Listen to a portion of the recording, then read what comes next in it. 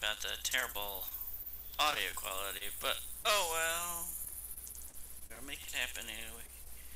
So, I was just wanting to talk about either intelligent design and why the high level is it a good or bad kind of argument?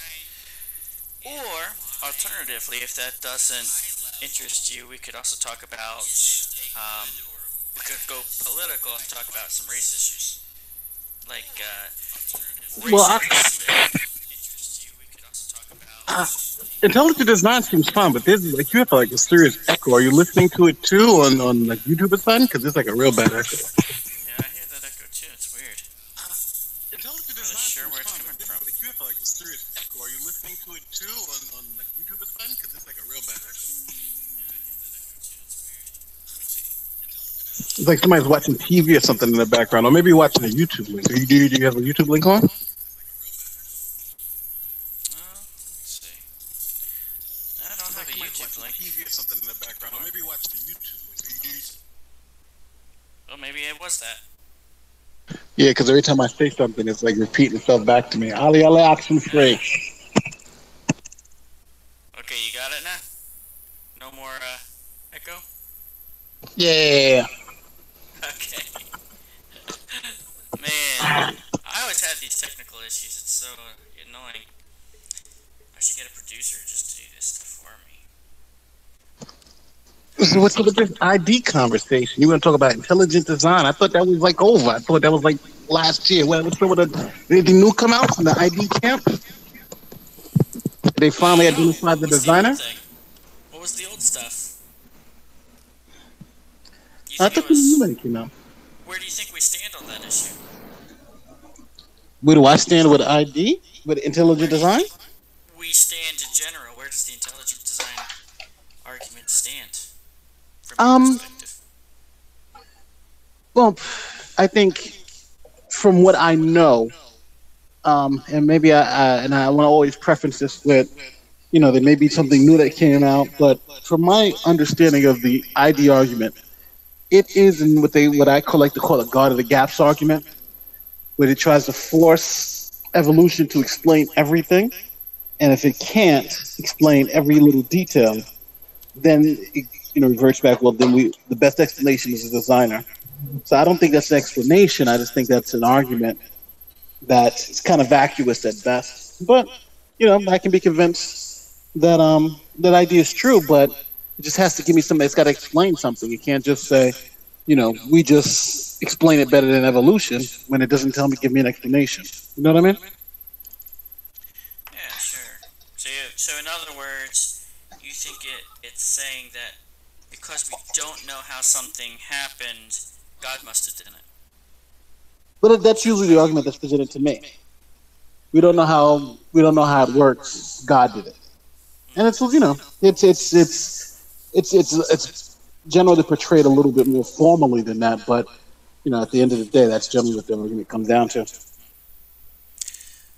Okay. Have you listened to many debates with ID proponents or read much of literature or articles or books or anything from ID proponents? Yes, and I've actually researched it, and I've actually wrote a paper on it, on intelligent design. I'm in the course of the legal profession because it's been litigated in court a couple of times on whether ID is actually science or not.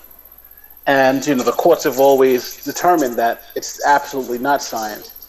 And even from Republican judges and very conservative judges, they've also actually ruled that ID is not science.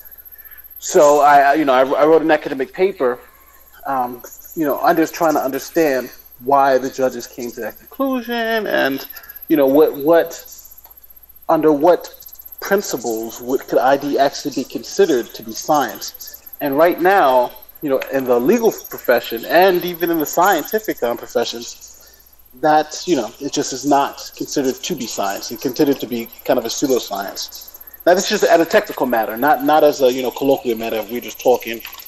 just with each other. But that's just what the courts and the scientific authorities have determined, that ID is not science. Well, sure, but we have to figure out why and whether the reasons why are valid reasons. So the reason that you cited is that it's got other gaps. So it doesn't make a positive argument. Like it Well, doesn't. What? well, just to be more precise, Hmm. instead of, I'm not saying it doesn't make a positive argument. The understanding is there's a difference between an explanation and an excuse, right? If I say something happened and I just say this is the reason why, it doesn't explain it unless I tell you the process. And that's what science is about. Science is a process. And intelligent design gives you a conclusion. It's a designer. But that doesn't tell you about the process in which this designer designed anything. And that's kind of the confusion that seems to pop up. So you think it needs a mechanism in order to be scientific? Oh no, to be scientific, it needs to explain something. It needs to be tentative. It needs to be falsifiable. There's a whole. It needs to be able to hold out to the scientific process. Like the scientific process is a thing, and if intelligent design can pass the scientific process, then I would consider it to be science. Okay, well, can we take like one step at a time? You mentioned it has to know the process. If I understood right, it sounded like you were saying the process by which the designer made things. That's how I interpreted what you said. So that would be one point. Do I have that right? Like the mechanism by which things were made or designed? Yeah, we can start there. It's like, for instance, evolution is is an explanation. It says, the change in allele frequencies at the micro level. When you add time to it, you have big changes. You can have worms that turn into human beings if you add enough changes to the DNA over time. It has those two components, and natural selection is the filter, and how you get these new organisms. So it explains that process. So maybe you can give me an explanation on how does intelligent design explain how we here today. Maybe I'm Right, just so the ignorant on the how. fact. Yeah, So the the question how. of how. Okay, Correct. well, I don't know if intelligent design really explores that question, but the overall question we're addressing is whether a scientific argument has to address the question of how. So I think that there are other cases where we make a design inference, but we don't address the how question.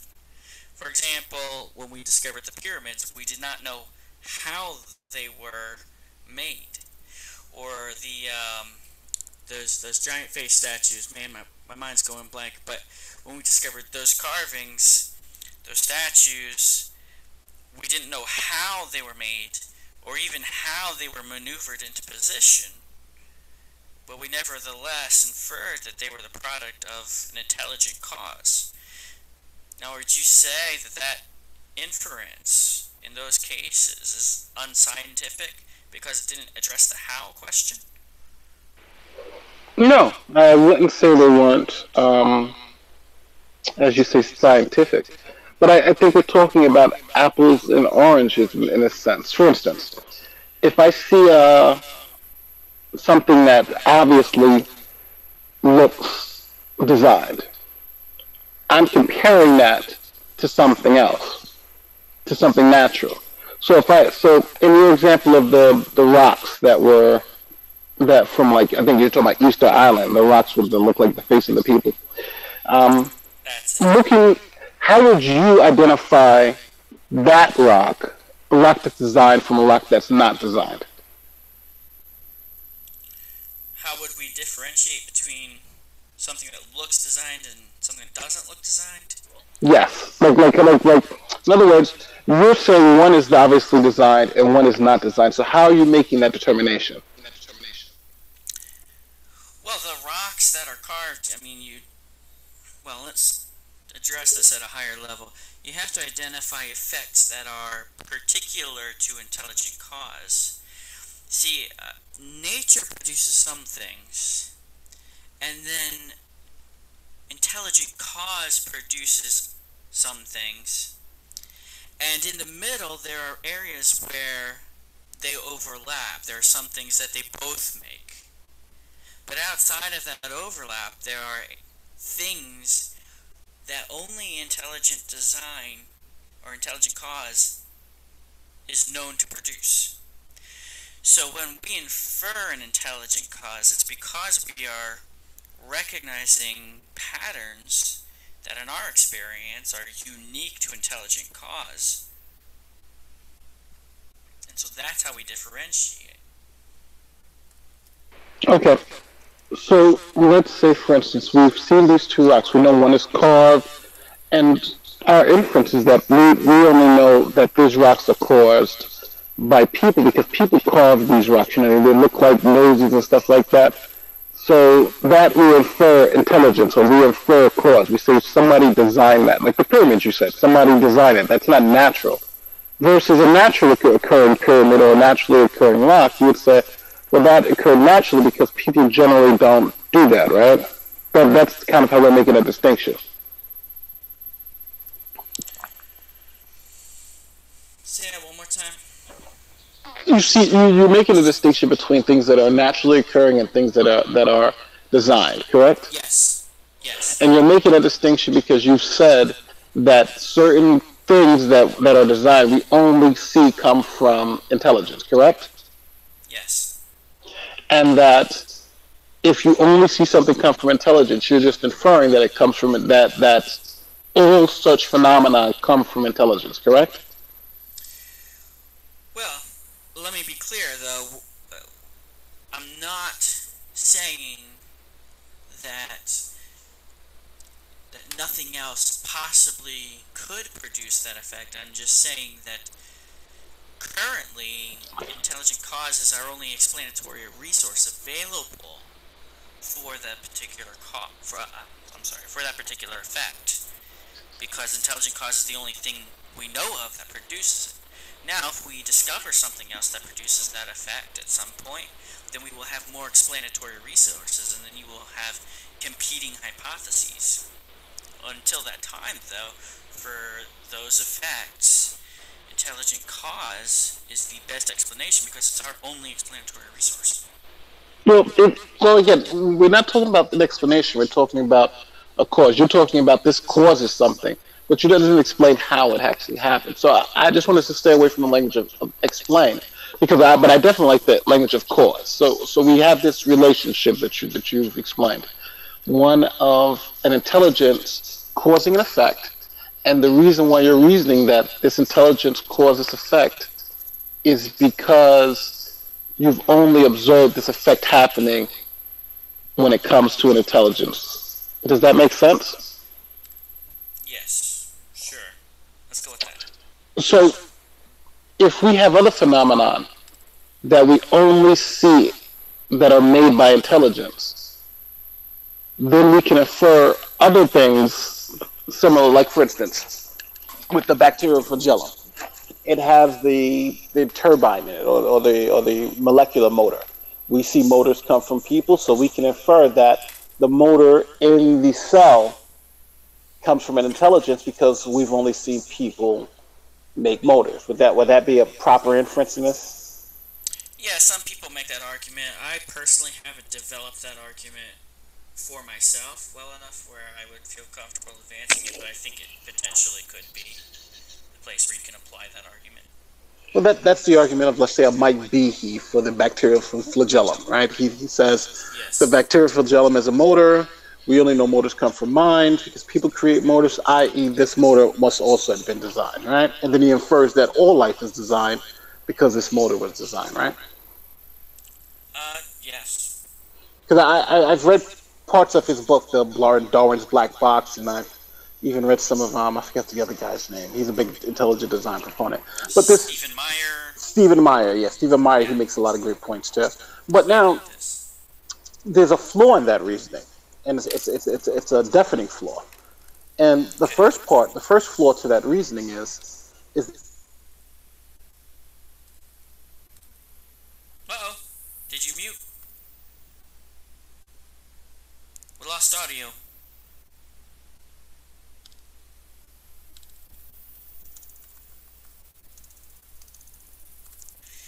So the Hello, can you hear me? flaw is nothing. Oh, Hello? oh, there you are. All Hey, right. I hear you now. Sorry about that. No, well, the flaw in the argument is that we can start inferring a whole bunch of stuff is designed. For instance, um, trees and the process of turning sunlight into energy, right? You would say that's a natural process, right? Um, yeah, sure. But you know that we can also do the same thing. There are fake trees that people create that can replicate photosynthesis. So would you also now, because of that fact, would you, and it's something that they recently developed, would you now infer that all trees were designed? Well, I would infer that all trees are designed because of other discrete patterns. Well, I'm just talking about this part about photosynthesis. It's true, like because it's just like with the bacterial flagellum. We now create fake trees that can replicate photosynthesis, i.e., that means all the trees now are designed. Photosynthesis. So, what is exactly the process? Because we might be able to create a similar outcome through different methods. So you wouldn't agree all trees are designed if we can replicate photosynthesis? Um, I don't know. It's kind of a tough question to answer because I think it's all wrapped up in all of the other things that are a lot easier to define. Like the tree and the process of photosynthesis depend on DNA and some of these molecular machines, and so I'm not really sure about that one. I don't think I would make the argument there. I feel like it would have to be more discrete. Like we can generate similar effects to things that occur in nature, but we can track the origin of some of those processes to where nature is sufficient by itself without the intervention of mind. And so trees and plants, as they currently exist, they are autonomous. So the processes that they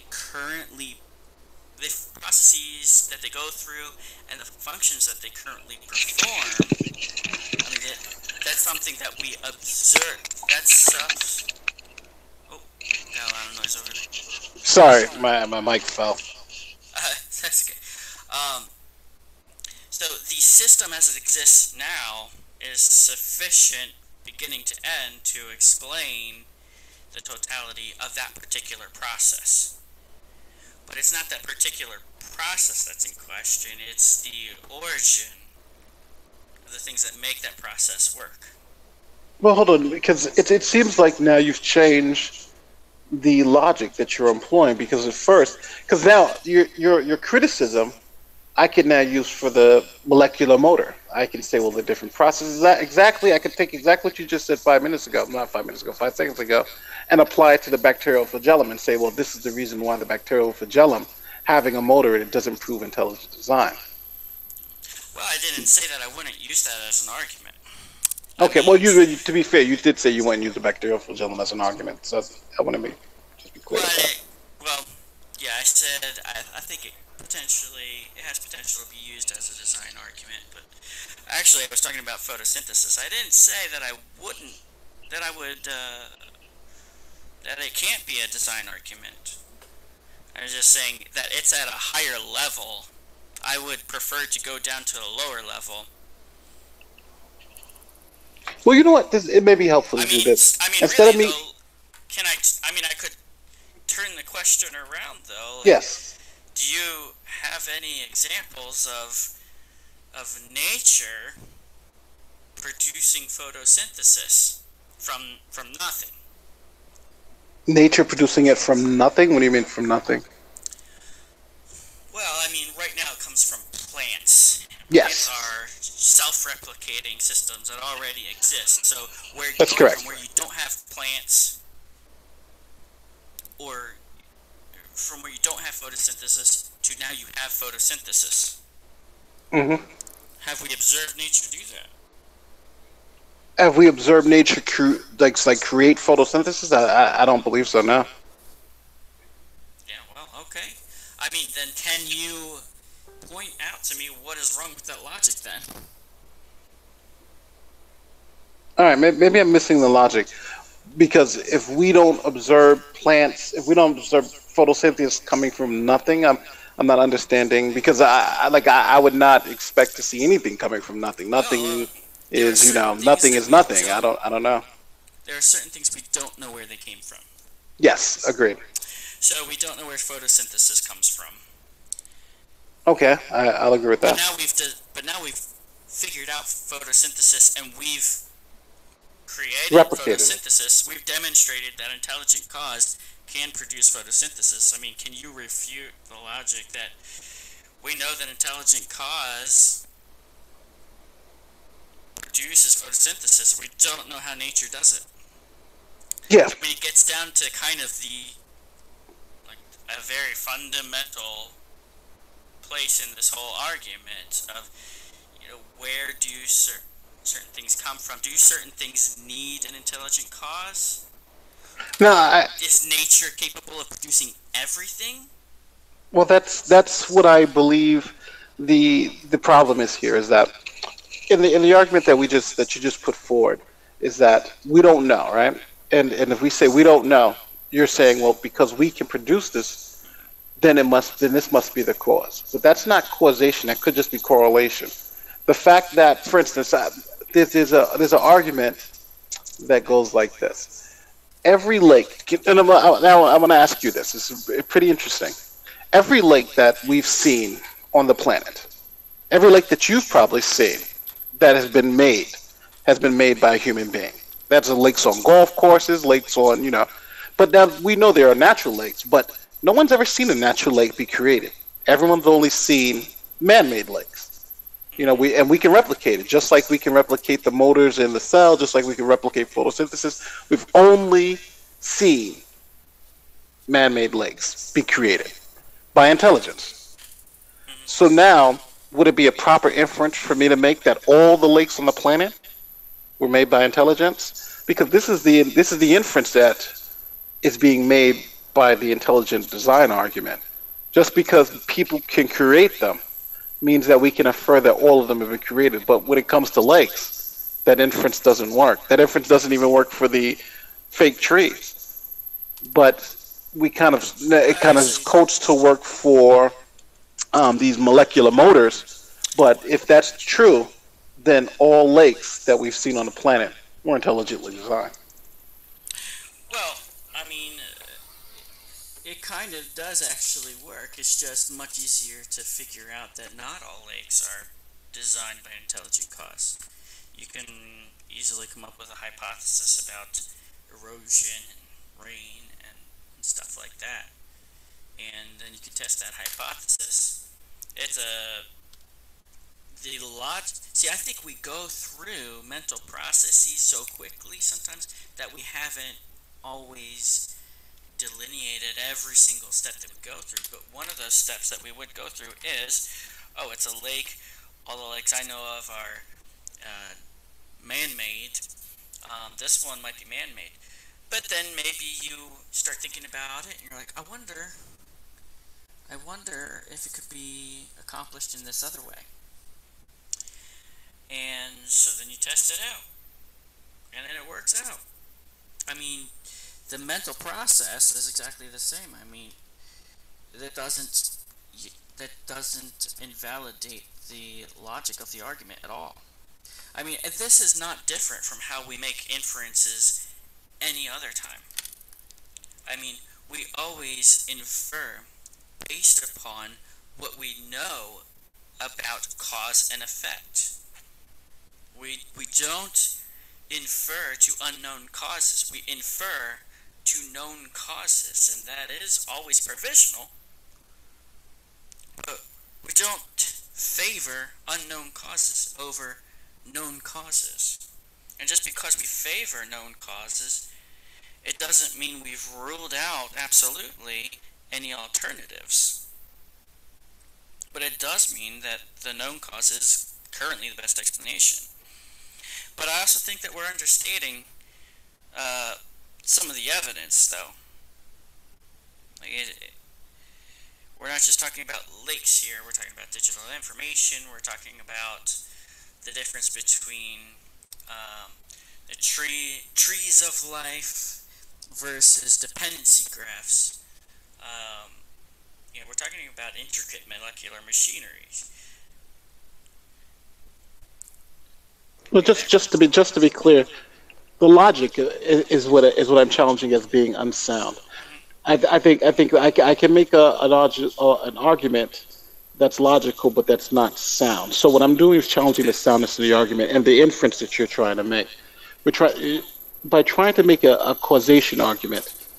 The most that we've gotten to is a correlation, and a correlation is that two things happen to seem similar, but now you can't take one correlation and impose it to be causation. For instance, like I can create, like with the lake example, I can create a lake in my backyard, but that doesn't mean man can create the Caspian Sea, which is just a bigger lake. You know what I mean? It doesn't mean that the Caspian Sea was was created by intelligence.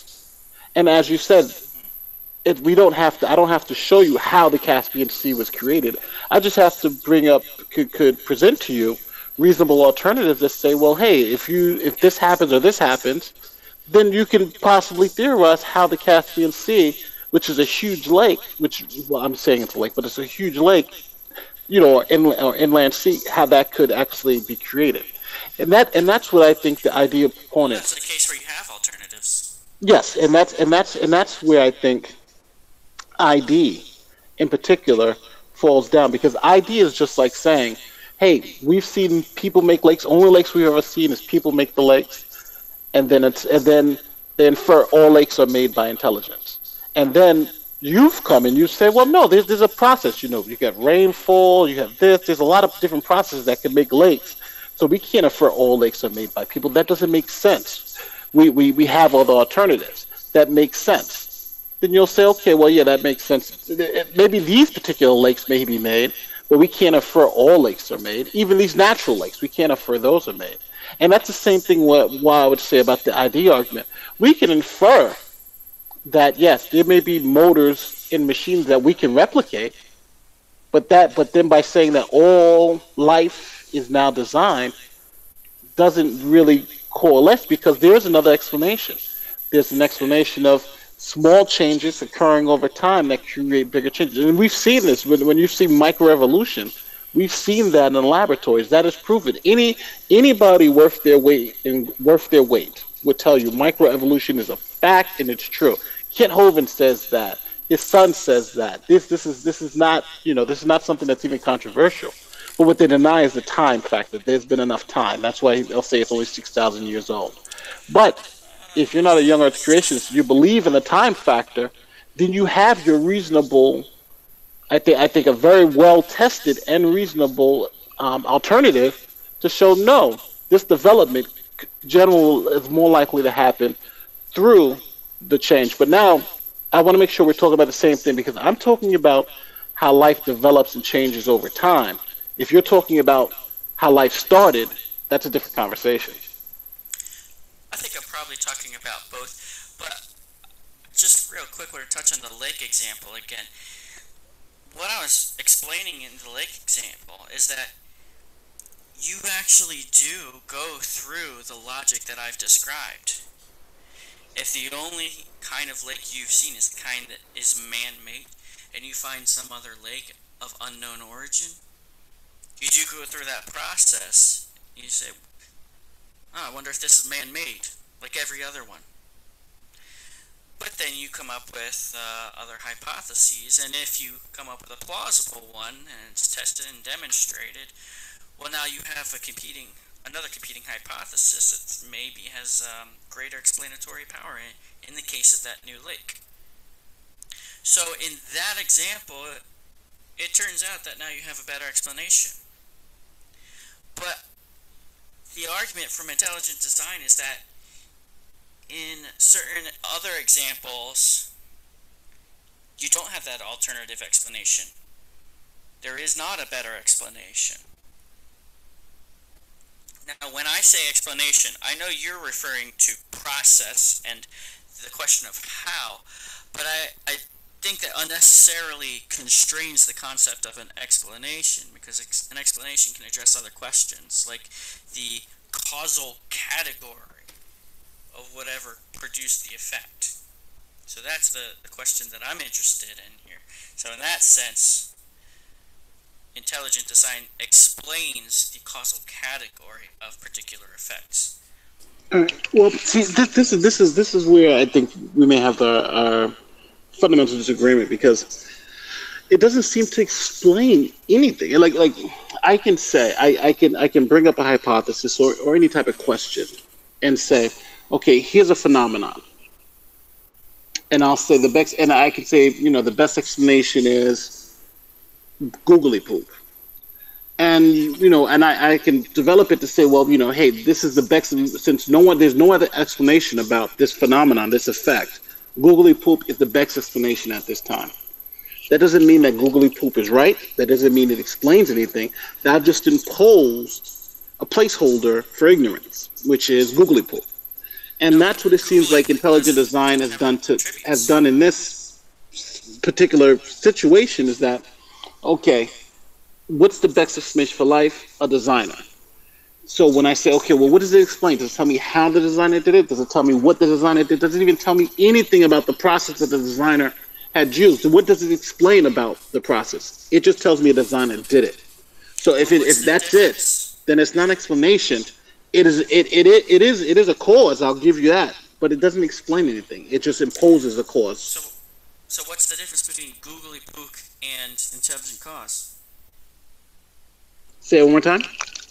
What's the difference between googly poop and intelligent cause?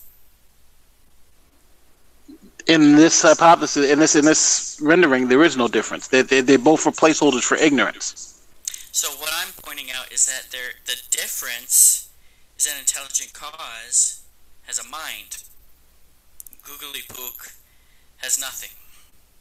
So you're overlooking the most important part about the inference. Googly poop, we don't know of any effects that are uniquely attributable to it. Intelligent cause, we do have effects that are uniquely attributable to it. And so long as that's the case, we can correlate effects to intelligent cause. All right. So just to be clear, let's say, all right. So how to best explain this? There's a couple of different problems, especially with like the temporal relationship. So I think I've been explaining my objection poorly. So let me try it this way. What came first?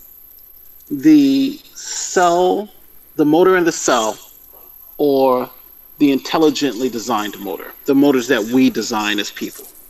Which came first? The motors in the cell. And they've been around, let's say, for, I'm not sure if you're an older creationist, but we would say those have been around for maybe a couple of 100,000 years at minimum, right? Sure.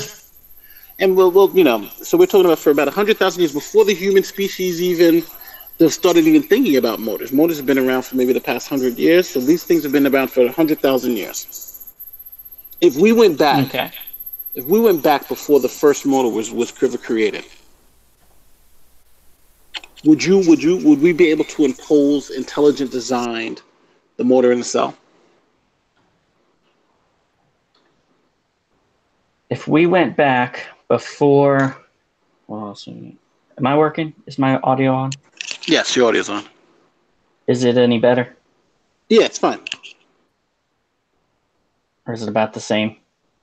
No, it's better. It's better. Okay. Sorry, I was playing around with my mic, so I might have missed part of that. But you're saying if we went back in time before motors were created? Before any intelligence created the first motor, and we went back to that time.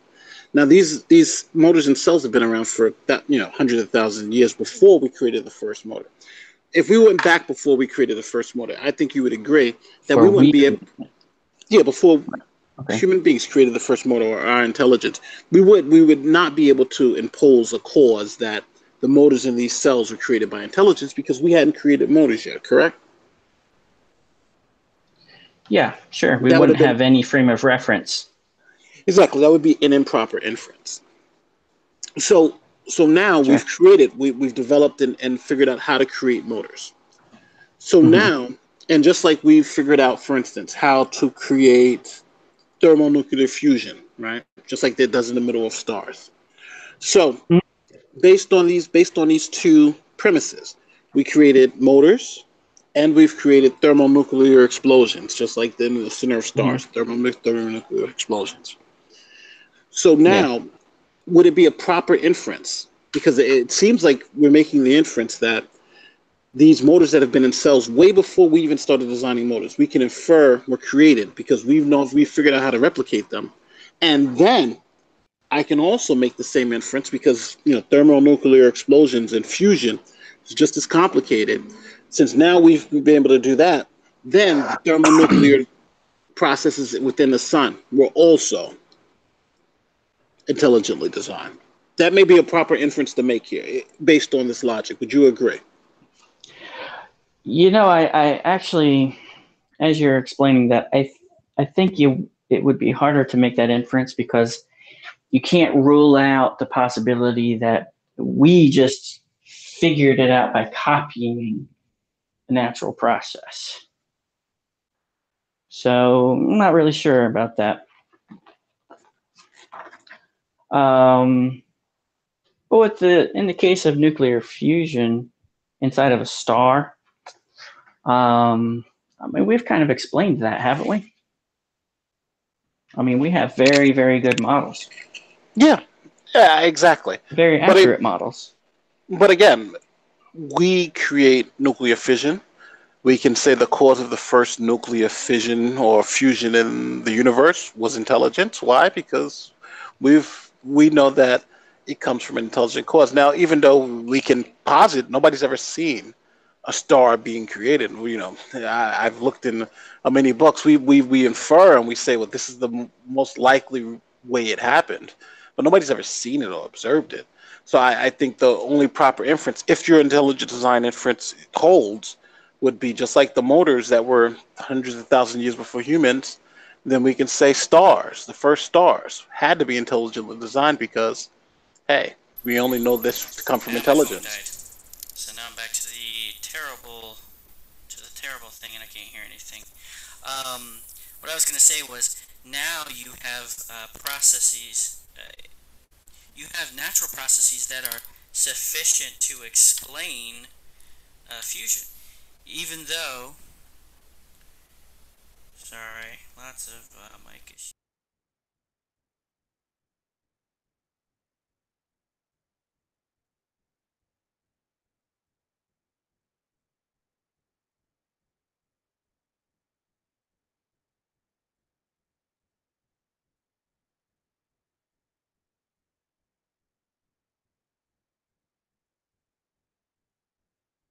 So are we talking about the motors and cells? Okay. Well, I just want to make sure. Who's that? Immutable? Yep, Oh, what's up, Immutable? not much. Is he not speaking, or what's going on? I mean, I thought his mic kind of dropped out for a sec, but I don't know. Yeah, he's been having some tech issues. I think he's trying to get his phone back up.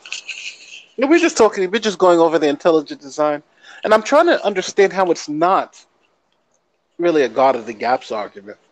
But I think he's making very good points though. But the problem is that I think just the nature of the inference and the causation inference is just lacking. So It's not the God of the gaps argument, but it falls apart at a different point because it kind of relies on this idea that because there's causation, well, because effect can be derived from causation, therefore all effects that we see are derived from a grandeur causation.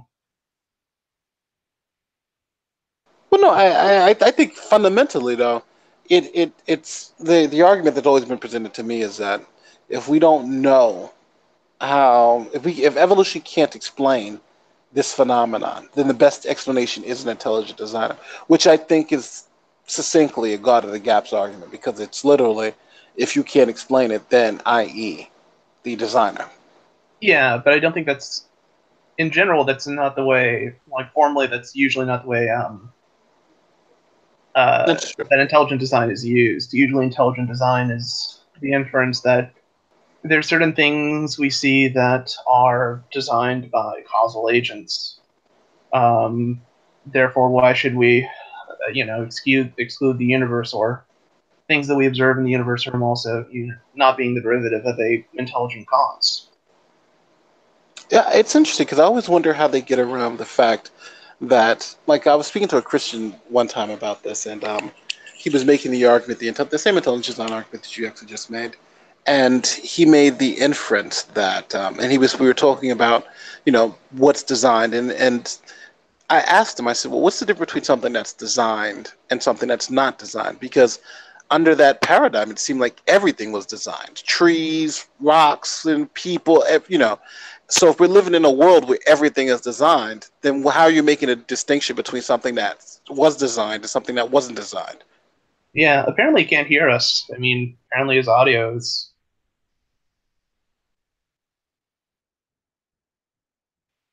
Should we reload or what? I don't know. Okay, is your volume back, Brandon, or what's going on?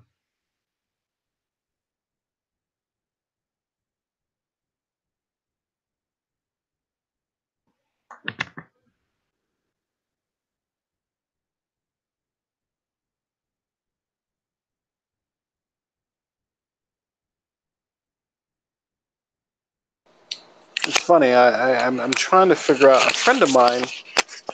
Um, yeah, I know it's a little off topic. Just waiting for Brandon to get back. But a friend of mine was telling me how to grow my channel. Right? He was like, "Hey, what do you want to do with your channel?" I was like, "I don't know. I probably want to grow it a little bit." So he was giving me these tips on how to grow my channel, and this shit worked like a fucking charm. It was like it was really really amazing. Like I went from having I think 189 subscribers to 400 subscribers, and it's like even now it's like blowing up. Like for the past week, I got like an extra 50 subscribers just by literally following his little tips. And I got videos now with like 20,000 views on my channel, which is crazy. Yeah. Yeah, but it's funny because the first thing you told me to do, for all you people who are out there who want to do this, the first thing he told me to do was um, he said, number one, watch the news. He said, watch the news, and get all the updates on your phone from breaking news. And he says, when you see something that's breaking news, do a video about it on it and try to get that video out within the next 20 to 30 minutes. So I'm like, what are you talking about? Why do I have to get a video out? He said, no, do it. So I tried it the first time with Warriors. There was like a huge trade in the NBA. So I did it. As soon as I saw the trade, I went, put my camera on, did a quick video, and that video got 500 views within that night. So I was like, oh, okay, this does work. So now this next one, this guy tells me, he says, okay, this is what I want you to do. He says, when you do find something like this, then what I want you to do is take the video, do it, make a reaction to it, and then go into a chat of somebody who has, let's say, 1 million subscribers, and just put, chat with people, but then put, hey, see the original video here on my channel or something like that. And he was Huh. like, and he said that will get you something like another 100 to 200 subscribers. So the other day, this guy he made there was this video about a guy who said the N word in his political ad. Yeah, I So saw I that shit, man. That's fucking crazy. yeah, but this is what I did. I heard about it that morning.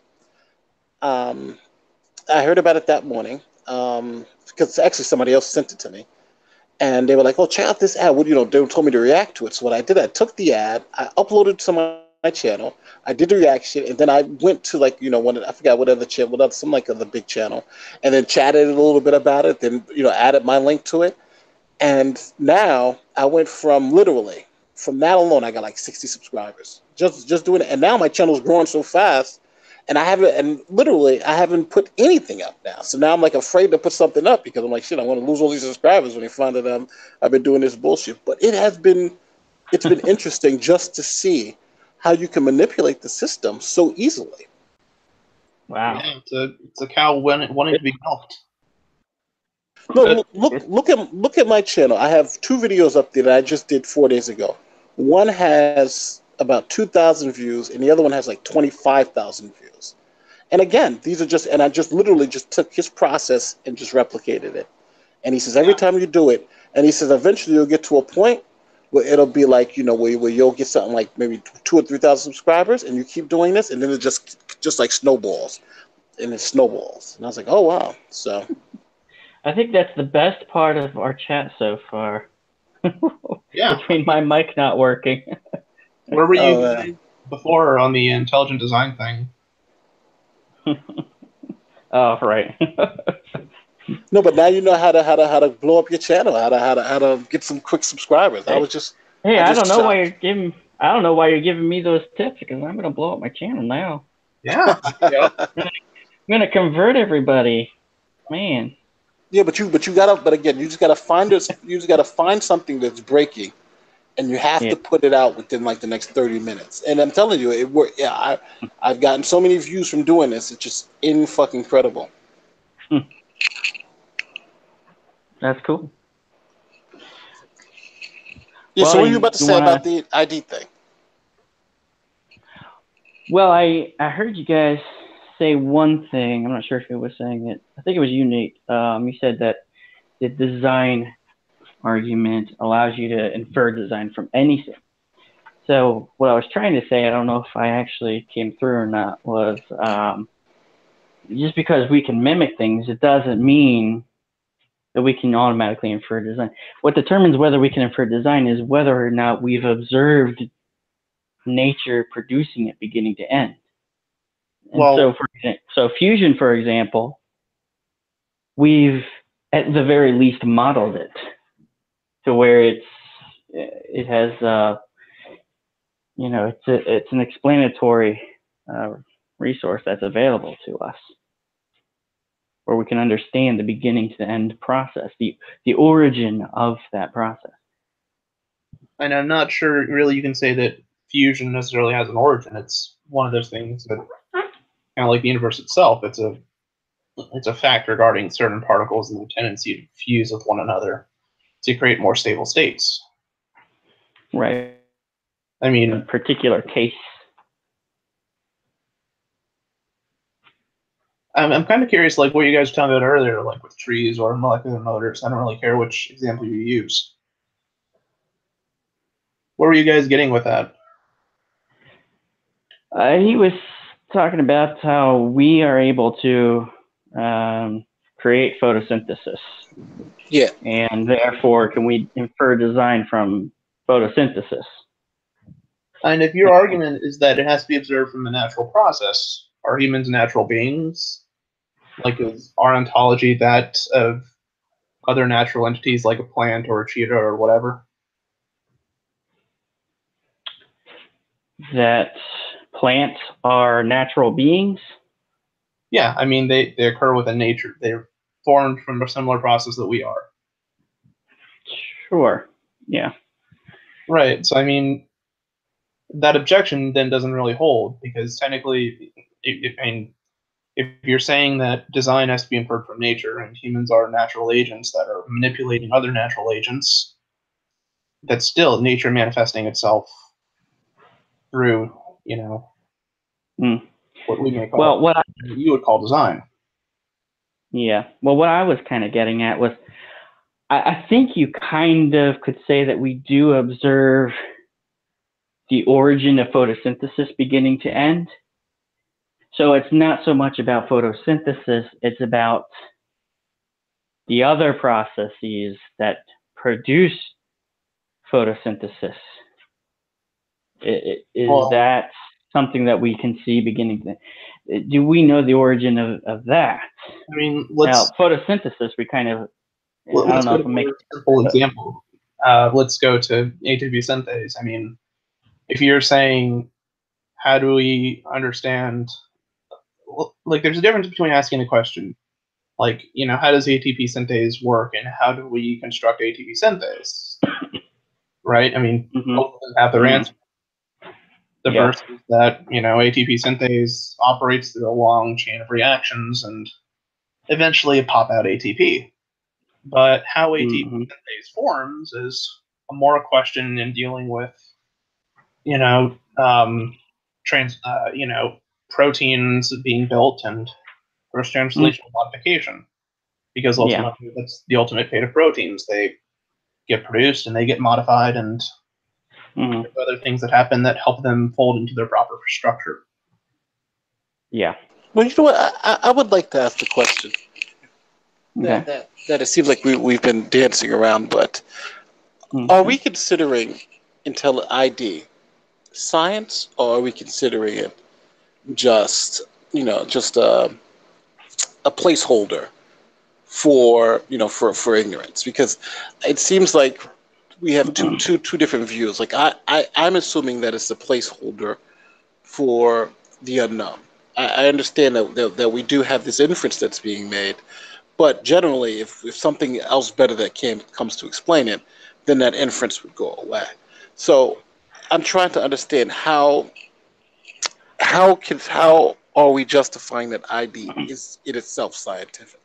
Well, an explanation is always a placeholder for the explanation you haven't thought of. So I don't think calling it a placeholder really gets us very far or helps resolve the question. It's a question of, are we able to attribute anything to an intelligent cause? I'm sorry. You mean that an explanation with no actual empirical evidence is a placeholder for one you haven't found empirical evidence for? No, I didn't say that. But I think you implied it, because when we talk about the explanation for things for which we have empirical evidence, that's not a placeholder for something. Sure. It's there. I mean, we've got the evidence.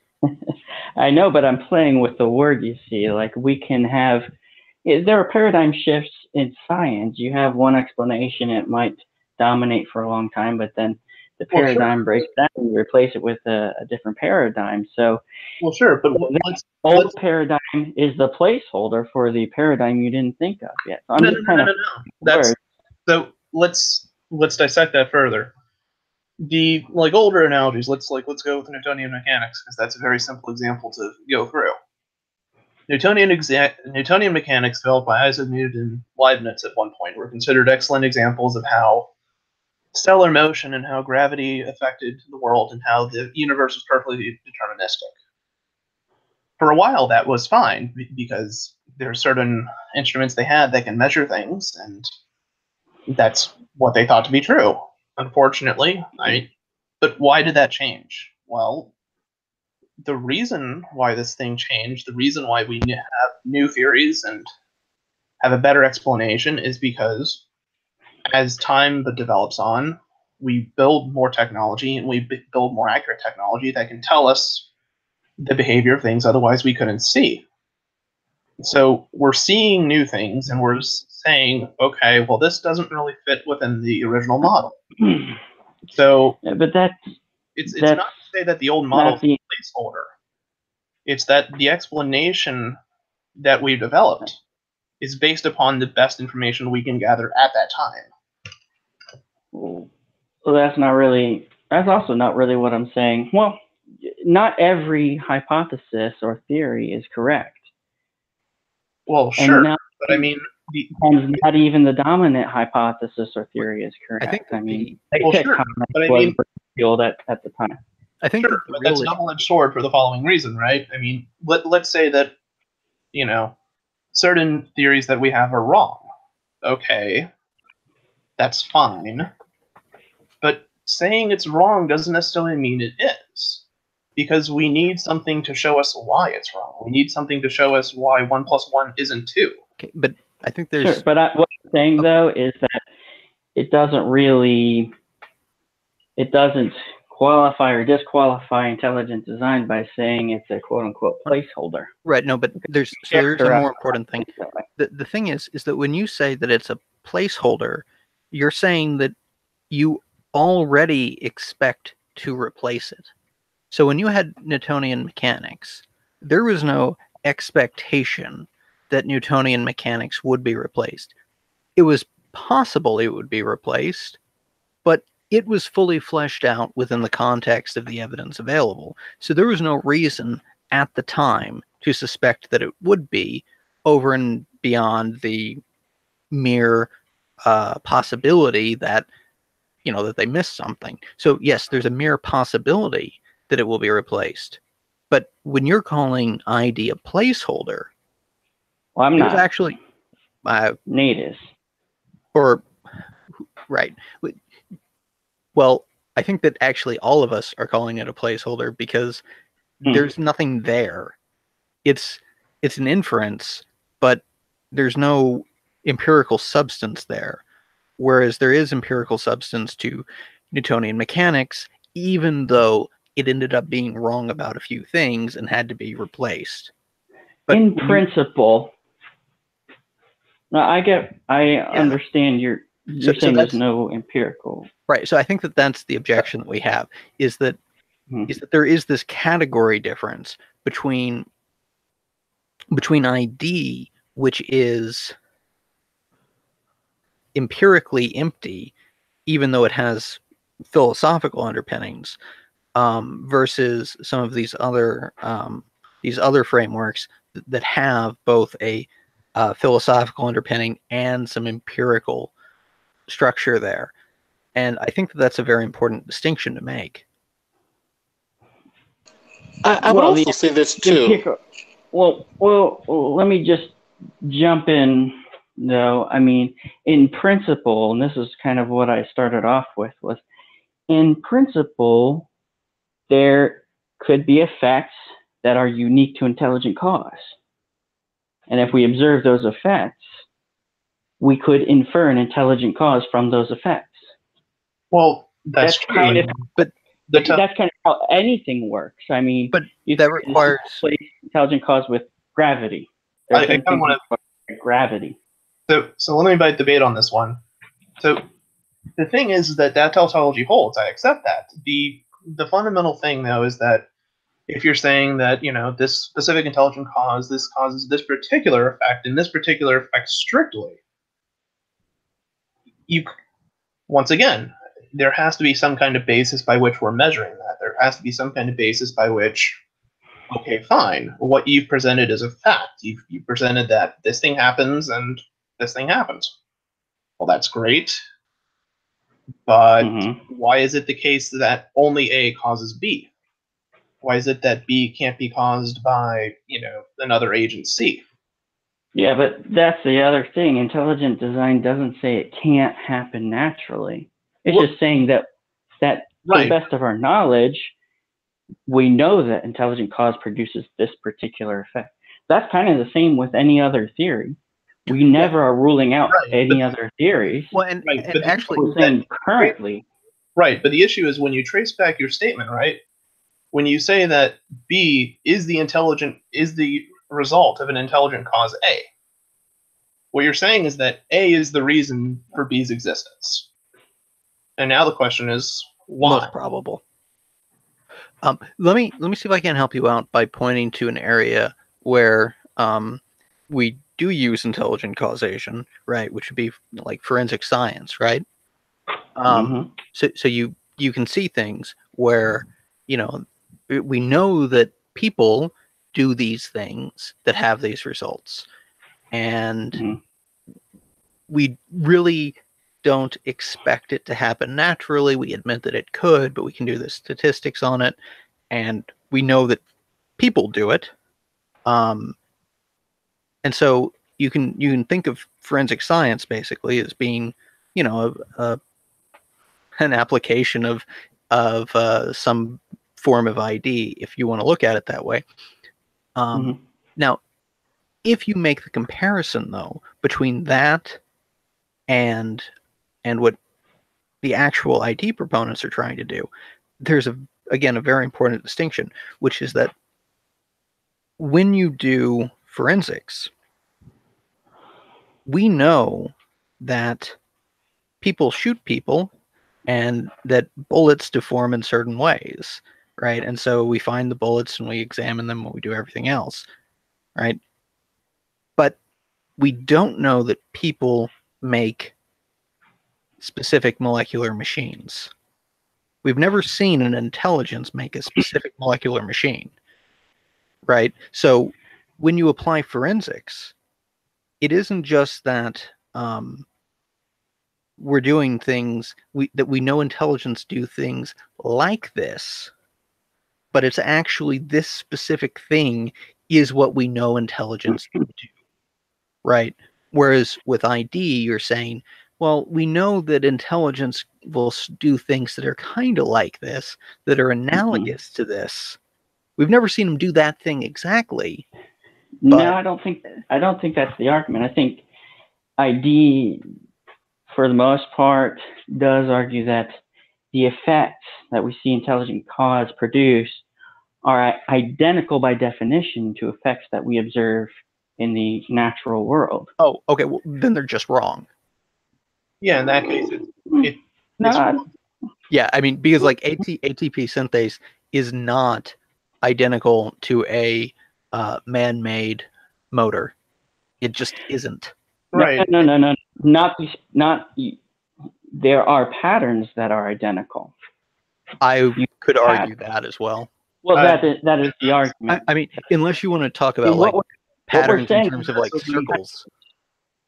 But I mean, even that's a weak point. I mean, Sure. yes, you can say that there's an alphabet by which proteins are formed, and that yes, if you have a certain sequence of amino acid, of codons, that it causes amino acid to be placed, and or you could say that people make things that spin, and ATP synthase spins, right? But that's really weak.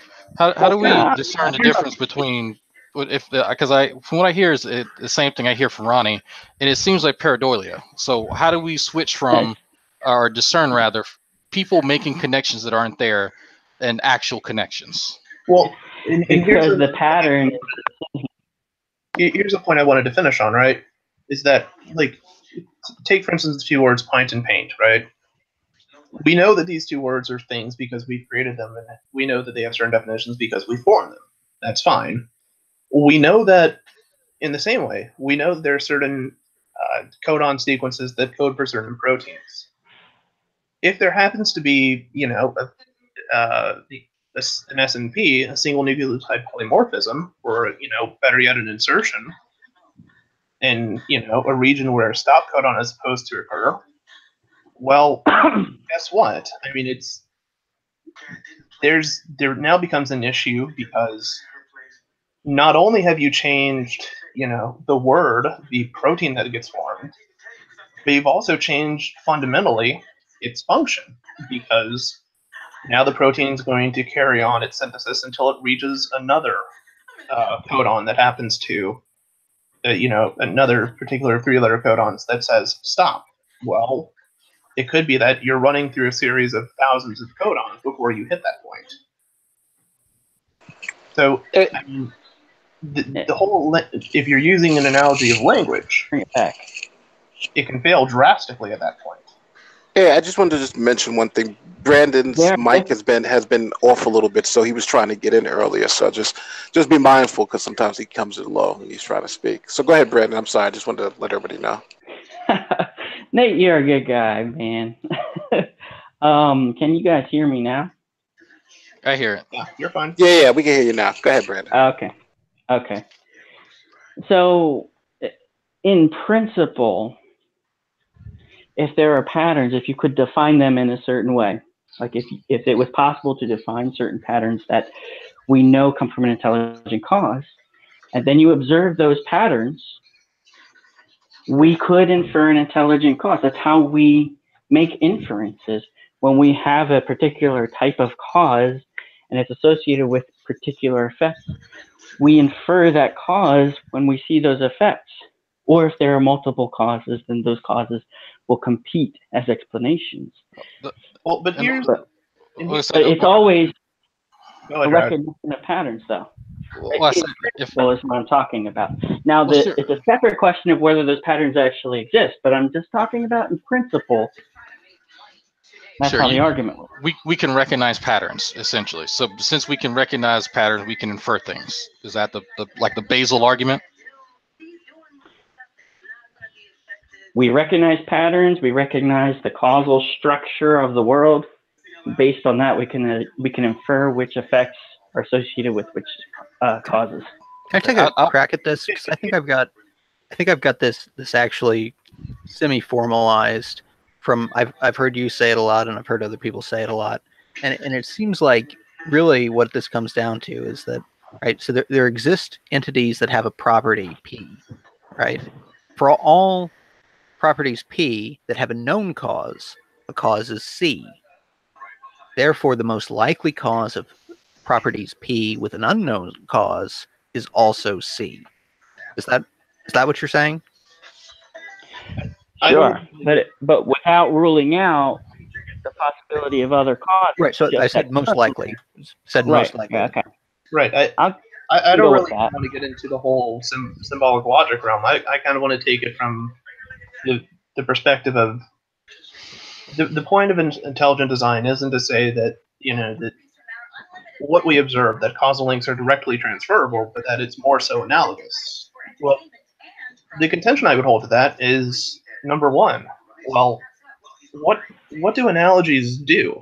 Well, the simple answer to that is analogies are tools that we use in order to simplify things, in order to provide a semi-decent explanation of something. Mm-hmm. If we then say that this analogous cause is a cause itself, fundamentally what we're saying is this explanation of something is its own explanation. Well, how does that work? We haven't explained anything.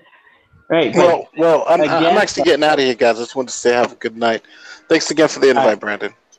All right. See you, Nate. Go grade some papers. I mean, but, you know what I got to do, right? Yeah.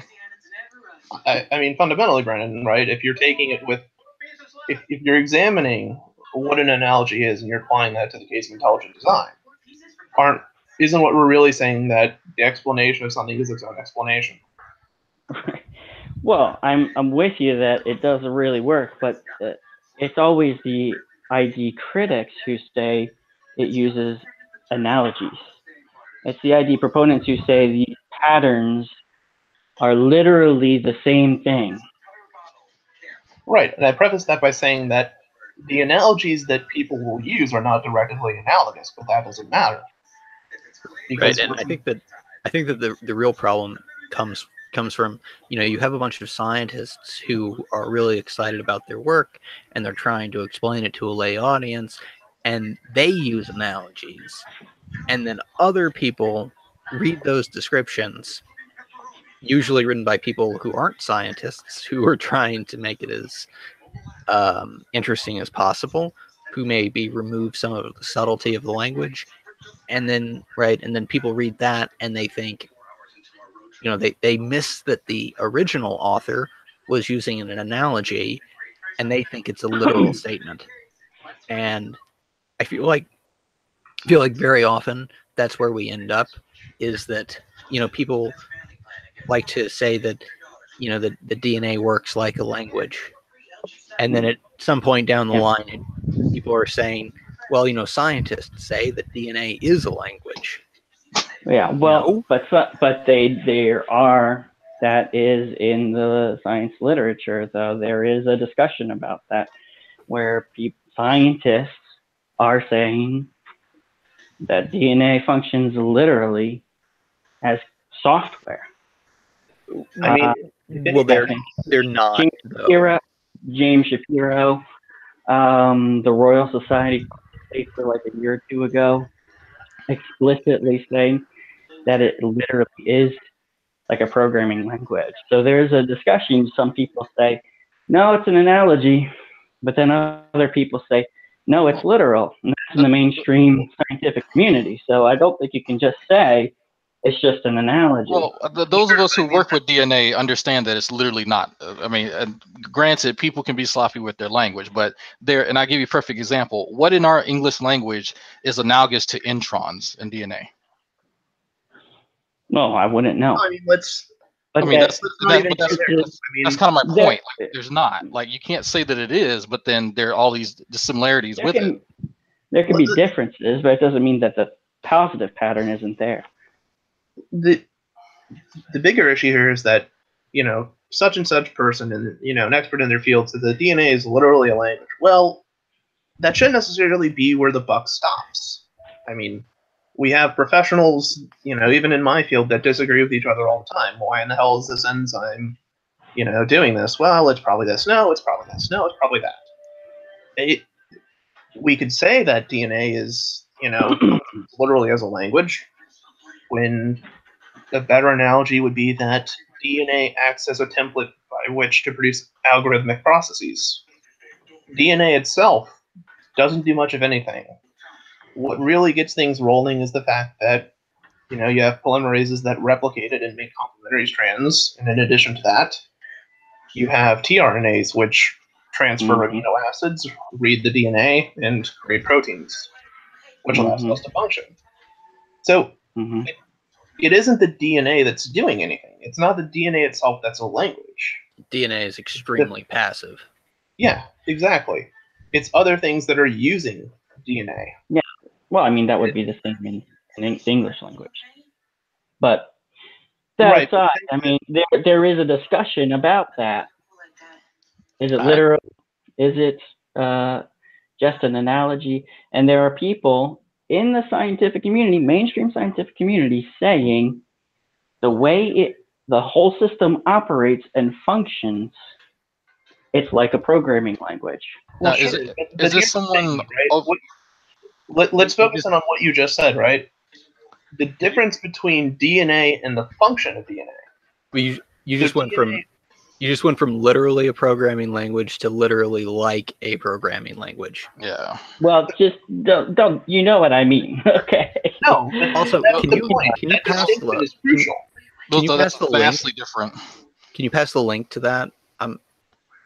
So the way DNA is pretty good with Google, but I'm not finding it. So the way DNA is as a molecule in vivo is extremely different from how it interacts with RNA and produces proteins and things like that. Yes, we can say that the software and the program are related, but to say that the software literally is the program, that's not true.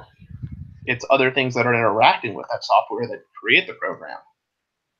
Yeah, because I'm looking right now at probably 6 books on biology and various topics dealing with DNA. None of them actually say anything even close to DNA is literally a language. They all use analogies. They'll draw comparisons, but none of them actually say that. And I've never actually seen that in my last 6 to 8 years of being in school and actually learning this stuff. Right. But in principle, though, if the pattern is the same as the pattern of a designed thing, then you can infer intelligent cause. Well, I don't know what you mean by a design thing. Like what? So here's something that I've yet to really get. Go ahead. I mean, here's the other issue though. One finish. Well, go ahead. I think he was saying something. No, I thought you were still talking. Oh, well. I don't even remember what I was about to say, but I got a quote. The genetic information system is segregated, linear, and digital. It's astonishing that the technology of information theory and coding theory has been in place in biology for at least 3.85 billion years. Right, but I mean, information theory, that information theory and coding theory aren't actually like what those actually are in the context of the original articles.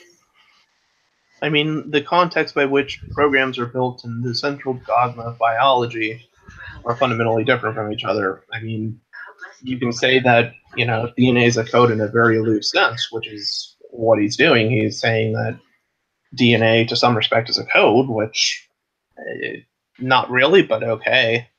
But in the same sense, the way we're using information is changing. For biology, the best way we could define information would be from the molecular level. It's the product of of translation and post-translational modification. Yeah, well, I'll have to organize all my sources because I've got a lot of other things here, but they're not super organized. But that was one of them I was able to put together. But at a higher level, though, I haven't heard a response to the idea that you can infer causes from their known effects. Well, the issue is that I think you can infer causes for things, but what type of metric are we using to determine that? Because I can say, well, there's water outside. Well, I can infer a cause. It can be rain or it can be a water sprinkler. How do we then determine that this is some type of disembodied intelligence that we have not observed separate from this proposed, phenomenon? And also to go back to my example and my statement, which is that when you say that can we infer the cause from the known effects? Yes, you can, assuming that the effects in question are actually the same, and that is, I think, where usually you run into the problem, because if it's not the same, then you can't infer anything. You can presume. How do you know? How do you know that it's the same or not the same? You only know that it's not the same when you have a competing hypothesis. Right now, well, no. The default assumption is not to assume that it is the same. It's to not assume anything. So if you can either assume that it is the same or that it is different until you have evidence one way or the other. But if you can't assume that it is the same, you can't assume that it has the same causation either. So what would be an example of evidence one way or the other? What would be an example of evidence in favor of a particular cause? So you could say, well, here's one. There we use silica columns to take DNA out of solution. Now there's a few proposed mechanisms for this, and one of the mechanisms could be freaking magic. But so the going hypothesis as to how this works is that there's something called a cation bridge that forms between the silica and the DNA. Well, I can't just assume that that's cool because it jives with molecular biology and chemistry. I would actually have to find a way to test that. So, being that, of course, well, we're going to assume naturalism here, I can exclude magic. There could also be a myriad of other chemical interactions that actually cause this to be, because we know, like we actually see that, yes, we can take the DNA out using the silicon column, so we know that it works. But it comes down to being able to find a way to demonstrate the claim instead of just proposing that it does work. Right. And I've got just to give you an example that is going exactly to what you asked for, right? So you can imagine you find a dead guy at the base of a cliff, right? Okay, he's got a head wound, kind of example here, right? He's got a head wound. Maybe he was killed by a rock. Maybe he was killed by a bullet. How do you know which one it was? Well, can you find a bullet? Because if you can find a bullet, it's probably that known causation, right? Well, what if you can't find a bullet? If you can't find a bullet, then you need to find a bloody rock. And if you can't find a bloody rock, then you have to find some other evidence. And if you can't find that either, at the end of the day, you're just going to say, well, we can't really tell. Yeah, and it doesn't. Hold on, let me ask a question here. So you are saying that there is no difference in the type of head wound caused by a rock versus caused by a bullet? That would depend on how fast that rock was going, wouldn't it? No, I mean, the effective notion here is that the end result is the same. You have a dead person who is killed by some kind of head injury. We don't know what caused it. Right, but what I'm saying is the effect itself provides information that's useful. So if a rock produces one kind of a head wound and a bullet produces a different kind of a head wound, and you see a head wound, well, you can say, does it have particular qualities that we can associate with rock versus the bullet? So I hate to point this out, but if you're going to do that, you're actually really shooting yourself in the foot, because then when you take that idea over to ATP synthase, for instance, then when you point to all of the things about ATP synthase that are completely incompatible with anything that anybody has ever actually made, then that same thing you just said makes ATP synthase probably not the same thing that's made by intelligence. And so Well, that's now yeah, but what happens though is sometimes when we're talking about the argument here and patterns, it's the skeptics go to one level of detail, and patterns can exist on different levels of detail. Like, let me give you an analogy here. Let's say I live in a little house in the woods. I've got a kind of a little bit of a yard, and I have a dog. And when it rains, my dog runs around outside. And I look outside, dog comes back in, I look outside, and I can see the dog's footprints, and I can tell where he's been running. I can tell where he stopped to sniff at something, and when he was kind of walking, where he laid down, and when he came back in the house. So I could tell what his footprints look like. But then one day, and now one other thing here, my dog is the only other animal I've ever seen. It's just me and my dog that exist in the whole world for all we know. And one day it rains, and I didn't let the dog out, but I look outside, and I see footprints. It looks like the footprints of a four-legged animal, but the feet have a hoof shape. And I've never seen anything that has that type of a foot.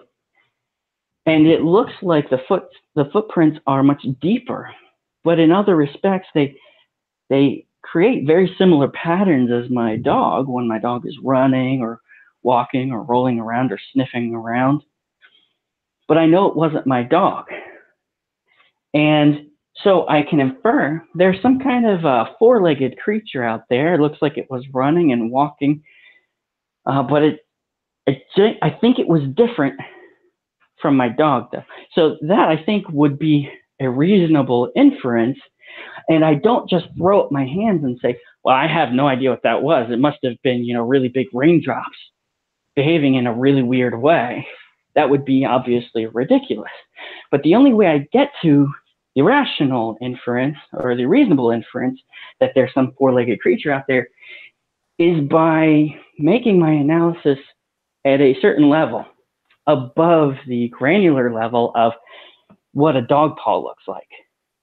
Well, sure, but I mean, here's where the issue kind of falls apart, is that in the analogy you proposed, at least from what I remember of it, right, is that, yes, you have a dog, and that, a dog runs around in the mud, makes distinctive paw prints, and one day dog doesn't go out, and you happen to notice a similar set of prints, or in some way that was similar. Well, that's great. Your dog didn't do it, but the rational thing to conclude in this case is that, well, the dog didn't do it. I can't conclude anything else. So you would not conclude that some other four-legged creature with a different type of feet was out there running around, even though it created many of the same patterns. You would look at these obvious footprints, right, and not conclude that there was some other creature that's different from the dog. But so the issue is that the structure of your analogy doesn't allow me to do that, because what you've said is that the only creature I've seen is my particular breed of dog, and that it lives with me. It runs around in the rain. Well, okay, I can begin to guess that there are other creatures out there, but that's not really justified. I don't know what kind of paw prints other creatures make, since I've only seen my dog make paw prints, right?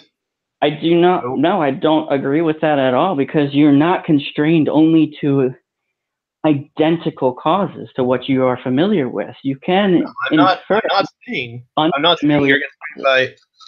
Look, I'm not saying you're constrained by identical cause, but you can't go the extra step and say, well, it was a horse, or oh, it was a fox.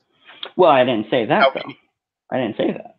Right, but so the only thing you can really infer is the negation of your original claim, is that it wasn't my dog. I don't But know you what. but you can infer based on certain patterns that whatever it was, it probably had 4 legs of some sort that were somewhat similar in some way to Right. my dog. The issue You though. couldn't. The issue though is how do you draw that? How do you draw that distinction when the information you have is that limited, right? And it's one thing to say that, look, we have thousands of examples of a species in a fossil record, and that they all make, they have this general kind of trend with a footprint, and we can see how they change over time. And oh, look, we found a new fossil, and it kind of has a blend of different footprints. So let's think about what happened there.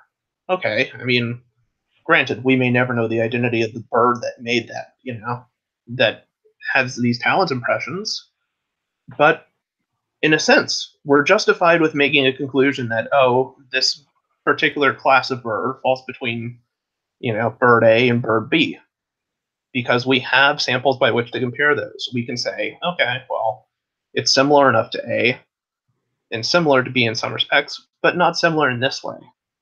Whereas Okay. the example of a dog that you're saying is that here's an example of a dog that makes certain paw prints, and now when I walk outside and I look around in, my muddy yard, I see a new set of prints that I've never seen before.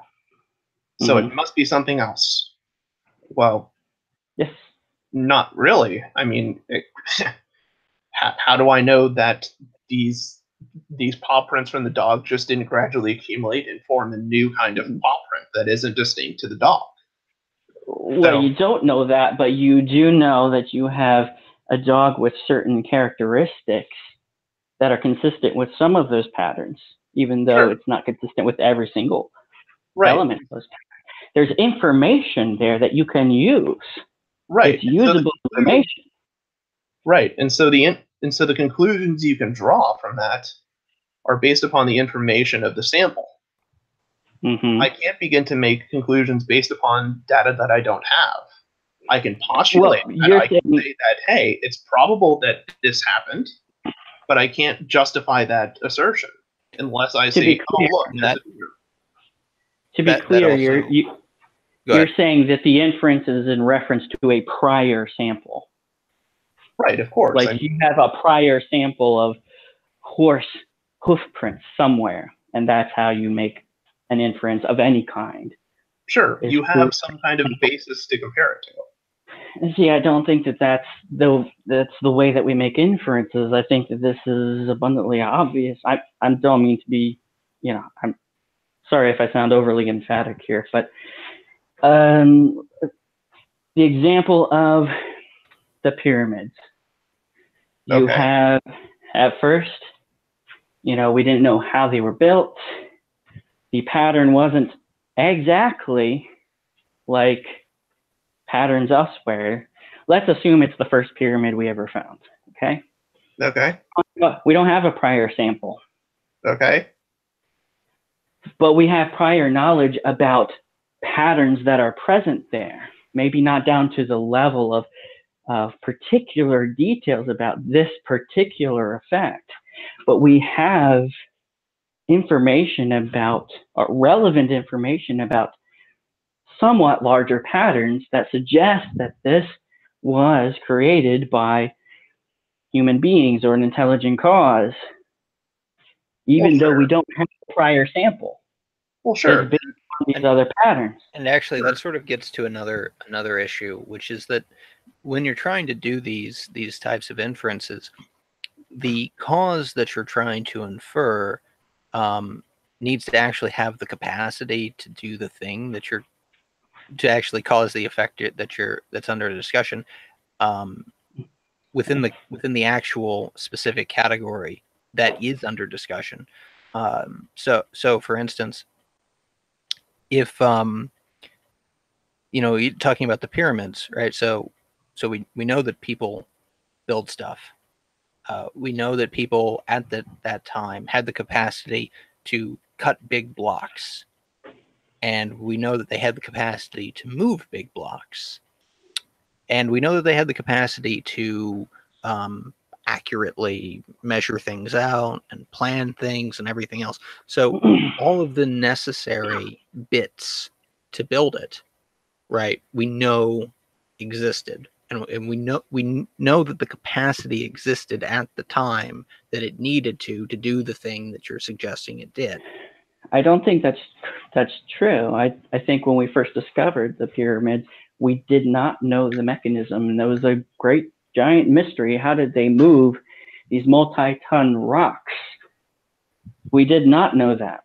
We only knew that they had the capacity because we observed the existence of the effect. When you say Inferred an intelligent cause because of other patterns. Well, let me try when you and say trace first down the discovered, threshold. they were not discovered. They were known about continuously. We're talking about a hypothetical here. Sure. So hypothetically, let's say we had no prior knowledge about the civilization at all. Hypothetically, we see a pyramid-looking thing on Mars, right? Like, what can we assume about it? Well, not much. So, well, the information is too low. That's no. So let's go down with the example of a pyramid, and let's make it even more simple. Let's say that in the history of everything, this is the first pyramid that happens to be built anywhere in the history of everything. Okay. Well, okay, humans have built a pyramid. How do they do it? Well, let's suppose for a moment that humans have been around a considerable amount of time, that they understand at least a little bit about geometry, that they're platonic solids, and a triangle is one of them. And that when triangles adopt a specific conformation, when you place them a certain way, it projects onto a new axis. It creates this three-dimensional object we like to call a pyramid or a prism. Well, already. Cartoon to go along with this. So the point, though, is that even if a pyramid has never existed before, we can logically justify the existence of it because why? Because when certain objects of a lower degree are combined, this result is an implicit result of those processes.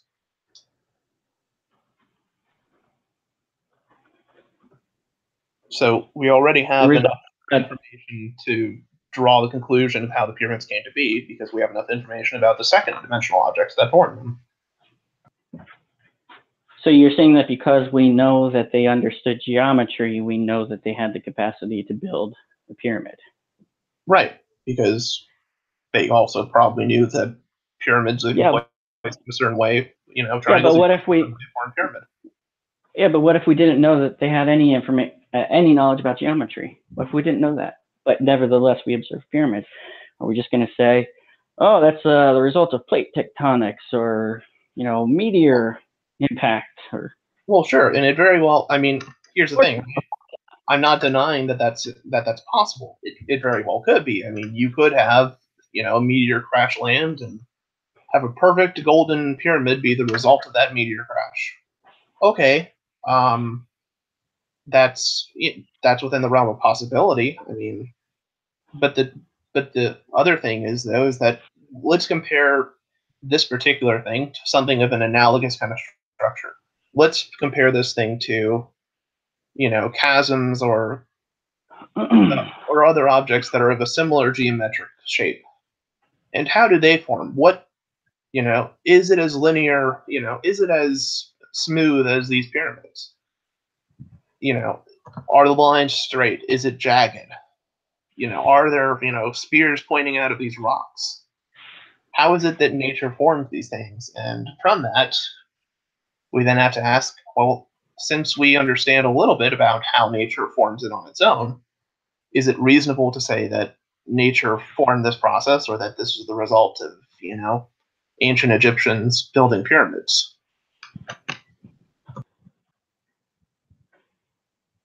Mm-hmm.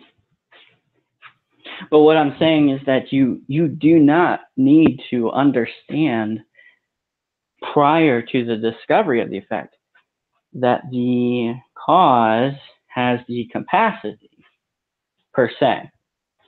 the capacity is implicit in the observation of the effect and the Well, pattern. not necessarily, right? I mean, look, you can have an extremely unstable structure form, in some kind of chasm or some kind of canyon. But if we go from that point and we try and trace it backwards to say that, well, whatever physical processes are responsible for this, are form this process.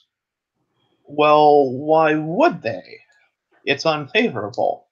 There's no reason why these processes should form. In fact, these look like processes that are designed to kill people.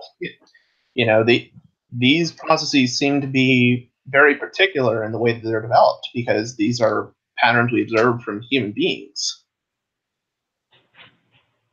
not from nature. So, I mean, we have to understand the limits of nature, and I think we can all agree that nature has certain limits, at least with effects. I mean, I don't think anybody thinks that, genes and their duplication are going to be the end all be all for immortals. They have limitations, but, and especially in physical processes, we understand that, look, sure, anything can form, but in all seriousness, what's the likelihood of that particular thing forming by natural means as opposed to some kind of intelligence interfering with it?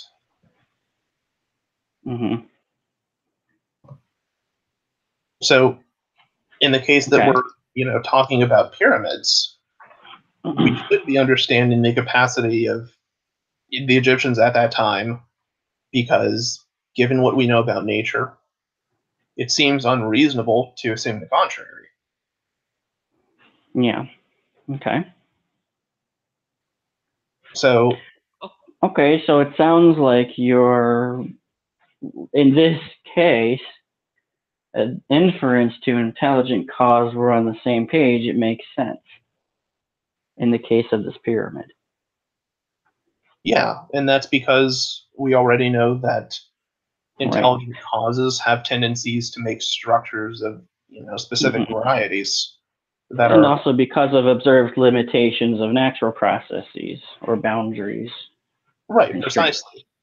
And these are, these are correlations of natural beings and what they do.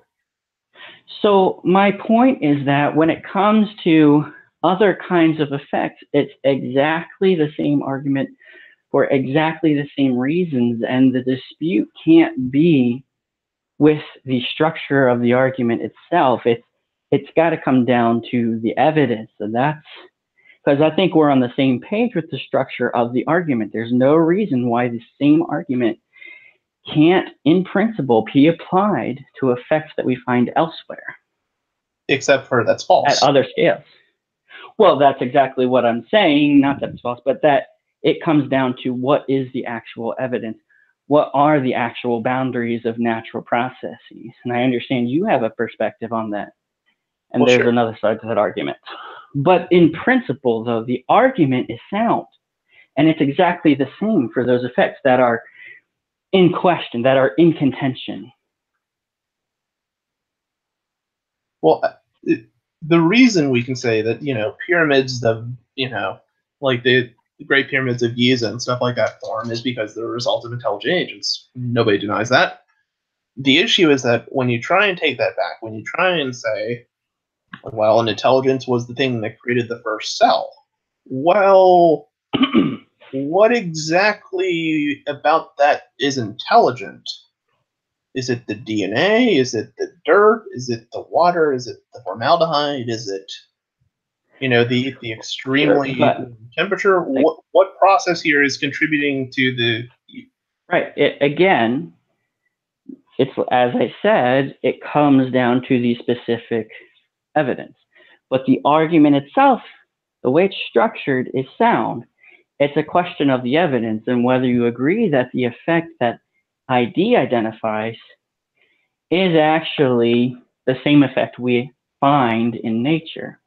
So it's a question of the evidence, but the structure of the argument is just fine. I mean, the issue still fundamentally is that, like, if you're saying, if we're going back to abiogenesis again, that life is Well, caused it by could an be. intelligent agent. Let me ask this question, right? Okay. Would it be a necessary precondition for, abiogenesis by intelligent design to be true, that an intelligent designer must exist in some form or another, be it aliens or whatever? I'm sorry, I don't know if it was me, but the beginning of that cut out, and I think that was the crucial part. Okay, so what I'm asking is that, let's say that abiogenesis by intelligent design is true. Okay. For that statement, is it true then that an intelligent agent must exist in order to do that? That there must be some intelligent agent in order to propagate this cause? Sure. Great. The effect, and the way I say it is, the effect is evidence of the cause. Okay, but the issue is that the effect is evident of the cause when there's evidence of a causer, right? Because that is the if evidence. we're going, we just established with the pyramids, right, that the reason we're assuming that these pyramids can form under these conditions is that, number one, nature really doesn't seem to be able to do it, but humans can. Great. So the intelligent cause seems to work there. But as far as, molecules flying together and, creating these molecules that are extremely complex, well, sure, we can come back to the same two options of either it's an intelligent designer, or there's, there are natural processes and certain molecules are favored and they form these grandiose structures. Right. So necessary question then becomes, and here's kind of the critical bit. Sorry, go ahead. So the critical bit of this question is that, number one, is there the potential for an intelligent agent to interact with this environment? Yeah, right? I would say it. Okay, and if that's the case, if that's the case, right? If there is an intelligence that is causing this thing, then there should be evidence in order to point to that thing. If there isn't, then there isn't a reason to consider it as a viable hypothesis for the formation of life. So there should be evidence of the cause? No, it's more to the effect of, right, that, look, if I see a set of footprints, the likely inference is that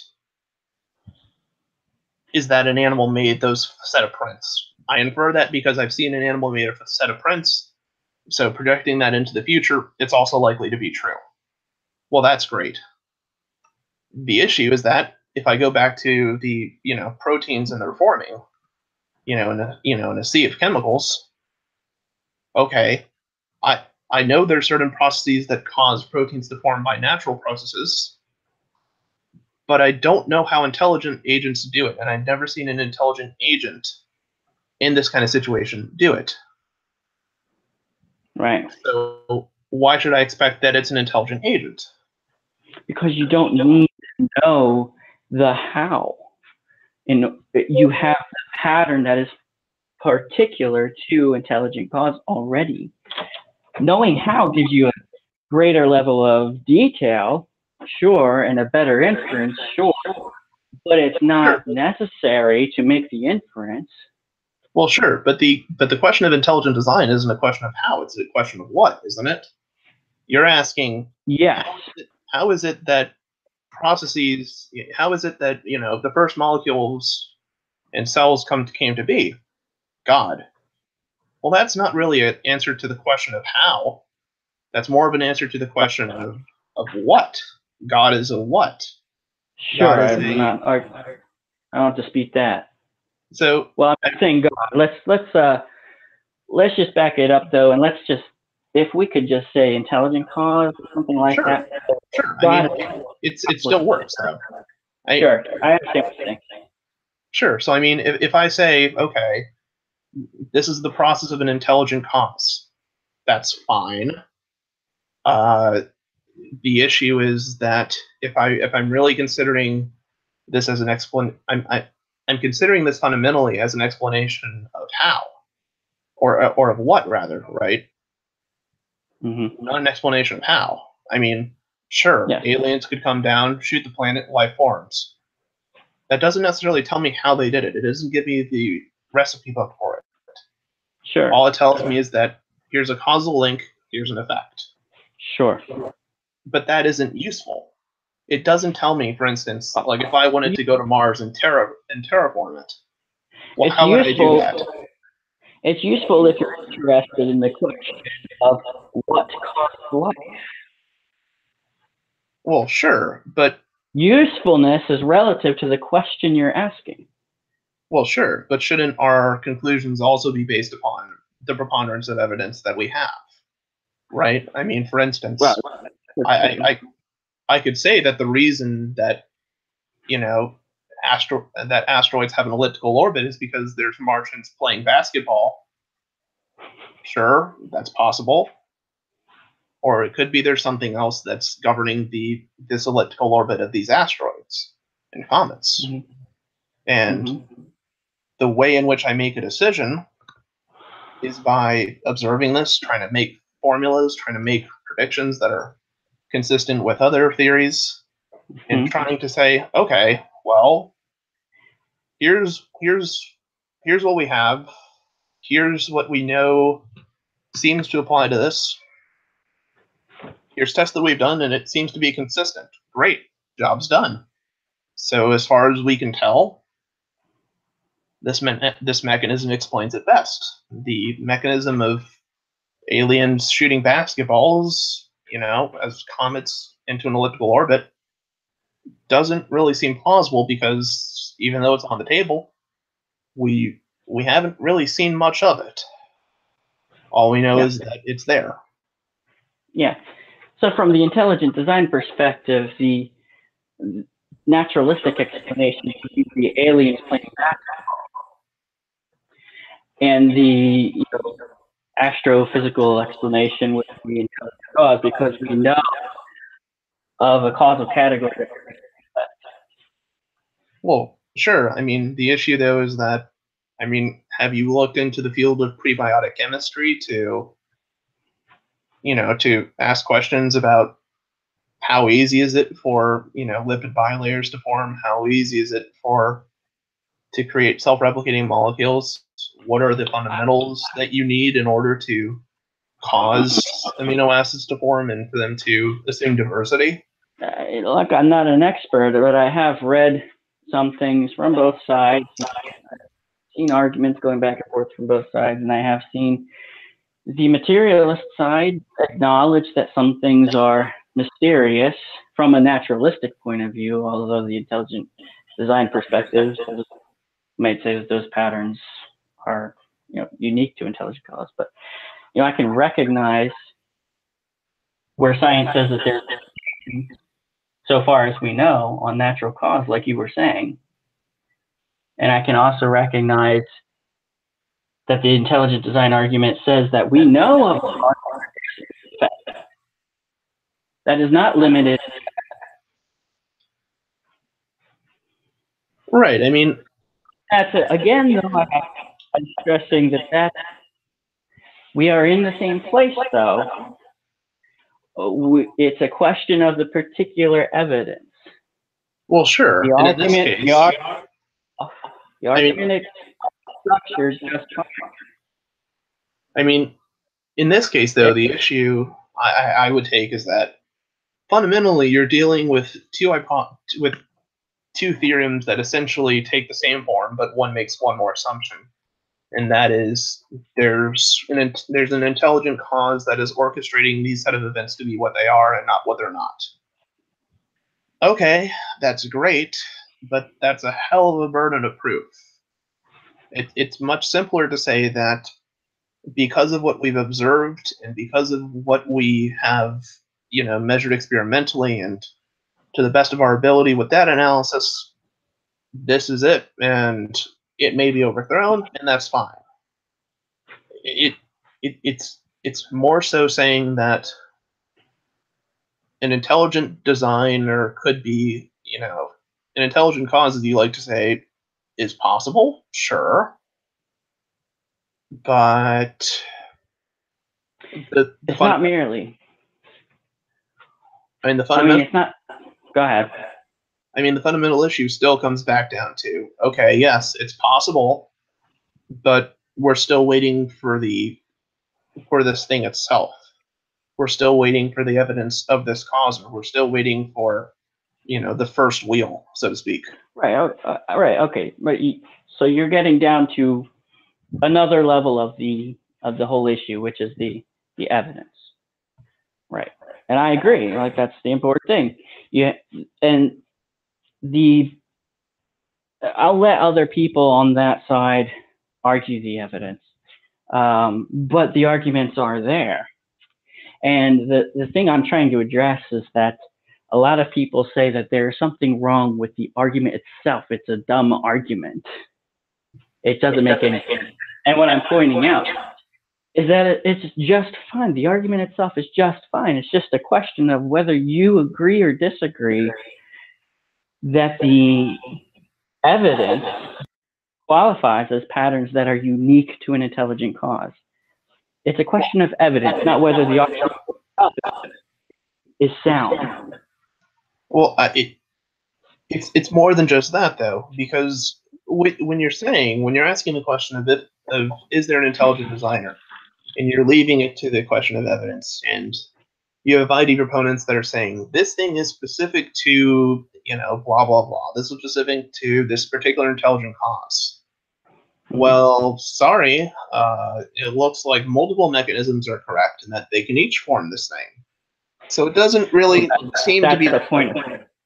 That's the point of contention, and that's the argument that I would leave everybody to investigate for themselves. Look at arguments and counter, and that does nature actually have well-defined boundaries, and does intelligent cause generate effects at those boundaries?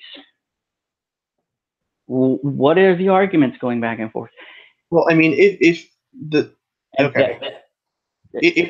there are boundaries, right, that's an implicit constraint on the system itself, on the mechanism itself. It's saying that here are boundaries that exist, and these exist because of the nature of the structure itself.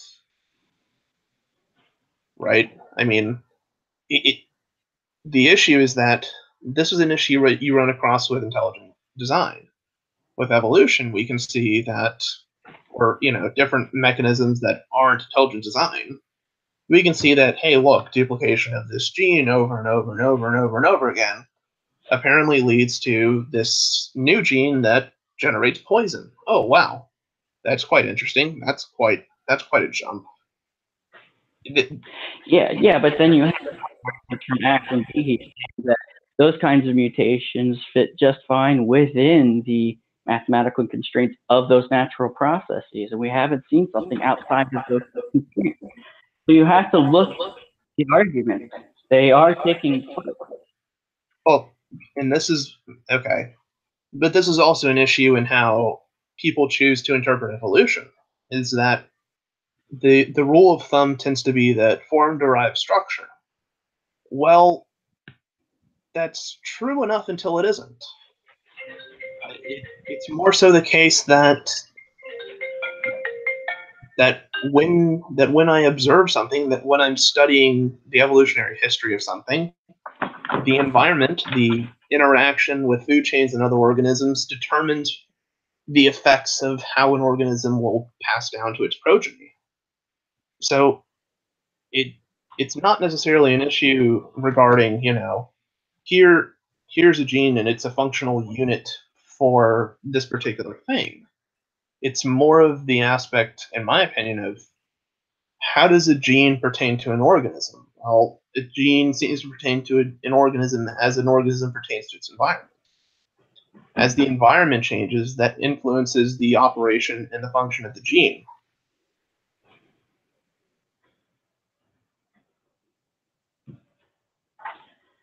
Yeah, I'm sorry. I missed pretty much most of that. I was getting a phone call, but I'll let you have the final word. I've got to go make a phone call, unfortunately, but I So, enjoyed the chat. so, so the main thing I was saying is that Mm-hmm. there's a few positions you can take with evolutionary biology, and that is that genes, what we consider to be the building blocks of life in organisms, are functional units, or in a different sense they are they are controlled by the environment, and they are controlled by how an organism interacts with the environment and other local organisms and food chains it's involved in, right? Because Mm-hmm. yes, you can have a protein and it can be expressed and do a certain thing in a certain environment, but environments aren't static, they change, and so do opportunities for predators and prey. So if it happens to be the case that, this gene is no longer needed or isn't needed as much in capacity, well, it's probably going to get expressed less. So when it's expressed less, it may assume some new function, but it may be just as effective. And this is how we can rationalize oh, look, this went from a leg to being this joining kind of bone, to being this protective kind of system for a diaphragm or whatever. So I don't necessarily think that thinking about a gene as a functional unit as, here's a gene, it produces that. So, the heart gene must specifically produce things that belong to a heart. That's one way of approaching it, but it's certainly not the only way. And it's kind of a shifting paradigm in evolutionary biology. Mm-hmm. Okay. All right. Well, I gotta sign off, but if you guys want to talk, I'll just leave it open for you. And then I'll check out what you guys said later on. But I appreciate you guys showing up though and having a good discussion. Gave me a lot to think about actually. So hopefully we could do it again. All right, take care later. Yep, it's been interesting. Yep. All right. All right, guys. You guys can keep going if you want. All right. Yeah, it's Christopher. Yeah, I've worked with him. Just may want to wait for Brandon to take it offline. Oh, yep. Yeah, if you're gonna do that. Yeah. Oh yeah, you want me to stop broadcasting? That might be a good idea. I don't know. Oh, okay. I was gonna listen to what you guys said, but that's okay.